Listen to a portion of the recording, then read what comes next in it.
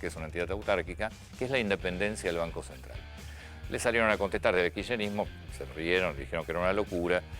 Ahora, explícame lo más fácil que se pueda, ¿qué es el Banco Central y por qué tiene que ser independiente del gobierno? Porque también hay muchos que dicen, no, pero no puede ser independiente. Tiene que ir en línea con la política económica o monetaria que está haciendo el gobierno. ¿Se puede explicar, digo, así en lenguaje fácil? Básicamente el Banco Central es el encargado de regular la oferta monetaria de la economía, la cantidad de pesos disponibles. Lo que plantea TETAS es, si nosotros cortamos de lleno la posibilidad de que el Banco Central le preste al gobierno, o sea, cuando el gobierno no tiene a quién recurrir y tiene que seguir gastando, de alguna forma lo tiene que financiar. Entonces le golpea la puerta al Banco Central y si el Banco Central fuera independiente, dice, bueno, tal vez baja el gasto, ordena tus finanzas, la economía requiere esta cantidad de dinero, yo no puedo estar inyectando más porque va a generar niveles de inflación más elevados. En el mundo hay bancos centrales que tienen mandatos más amplios. ¿Qué quiere decir un mandato más amplio? Objetivos más amplios.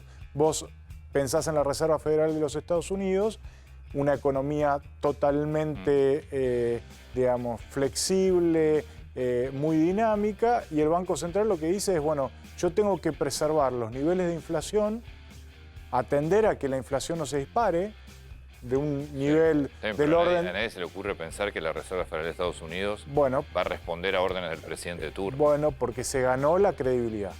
Entonces acá, como el Banco Central no tiene la credibilidad necesaria, porque no se ha construido, lo que dice TETAS es, bueno, vamos a forzarla por ley. Obviamente esto requiere... Digamos, es como... Pero así era el origen del Banco Central, así era el Banco Central antes, después se modificó. Obviamente. Después el presidente del Banco Central no coincidía con los mandatos de los mandatos presidenciales. Sí, ahora, pensar que cortar la necesidad de financiación soluciona el problema de la Argentina también es una simplificación abismal, digo. Obviamente tenemos que dotar de independencia al Banco Central, pero también tenemos que pensar la política monetaria en su integralidad. El año pasado, ¿qué hubiera pasado si no tenías la posibilidad de recurrir como prestamista de última instancia al Banco Central? Obviamente... No, bueno, pero tal vez que en una situación así, el Banco Central sí actúa. Bueno, pero hoy, por ejemplo, ¿no? Yo digo hoy. Sí. La Argentina, si no emite, ¿cómo se financia? Bueno, hoy se financia una parte por mercado. Este año vamos a tener alrededor de 3 puntos de déficit. El gobierno plantea en el presupuesto más, yo creo que va a terminar siendo menos.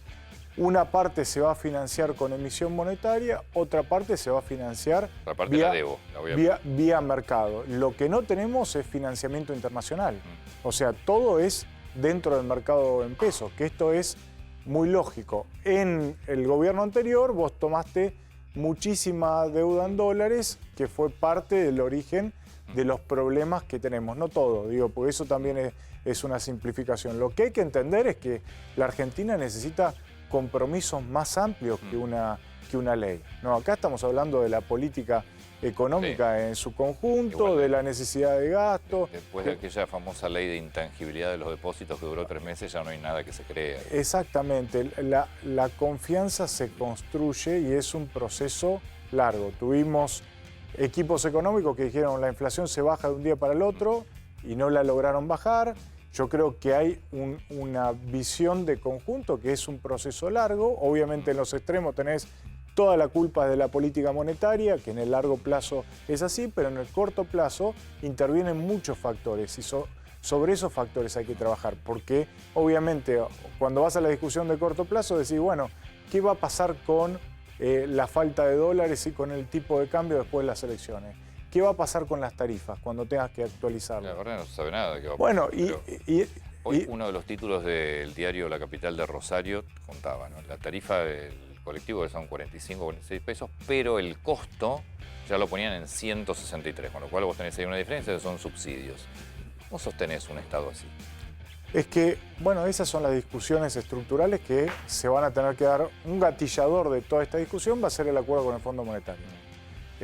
que no tendría que venir esa necesidad de un ordenamiento económico impuesto por un organismo de crédito.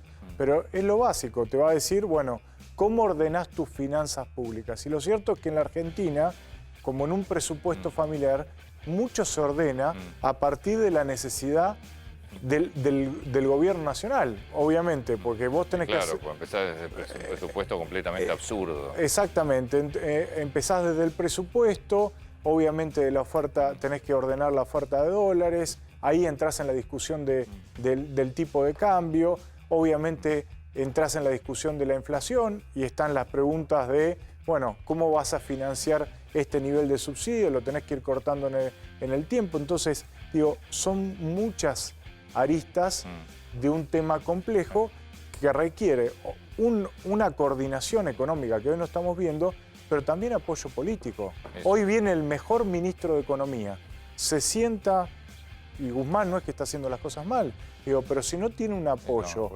dentro de una coalición política fuerte y también de la oposición, es imposible avanzar. Te hago una última pregunta. 29% de inflación nos va a dar con la inflación de julio. 29 era la meta prevista. Sí. ¿Cuál va a ser la inflación de este año? Yo creo que va a estar muy cerca del 50%. Bueno, feliz. 50% con problemas barridos debajo de la alfombra, porque el tipo de cambio está subiendo a un 1% por mes. Digamos, alguna corrección vas a tener que hacer después, que no puede ser violenta porque tenés 50% de... Primera que son correcciones, de evaluación. De evaluación, aceleración del tipo de cambio. El tipo de cambio va a tener que dejar de correr por detrás de la inflación. O sea, si vos tenés una economía anual, ¿sí? Si vos... A ver, julio dicen que va a dar cerca del 3%, con lo cual sería 29% en estos primeros 7 meses. Vos deberías tener también un 29% de apreciación del tipo de cambio en estos 7 meses, para por lo menos estar tipo de cambio igual que la inflación. Exactamente, pensémoslo en términos mensuales, que es más fácil. Sí. El tipo de cambio, la inflación está al 3%. Las tarifas de los servicios públicos no están subiendo al 3% mensual y el tipo de cambio está subiendo al 1%. El oficial, sí. El oficial, exactamente. Bueno, después de las elecciones, los exportadores van a decir, necesito una corrección. Ahora, es una parte del problema, porque si fuera todo el problema, digamos, estaríamos contentos. El otro problema es la brecha, porque siempre te va a parecer bajo el tipo de cambio si yo liquido a 100 y después tengo que ir, el blue está en 180, entonces esa brecha de 80% la tenés que, digamos, empezar a achicar para que la economía funcione. ¿Qué quiere decir? Te ves a la pregunta.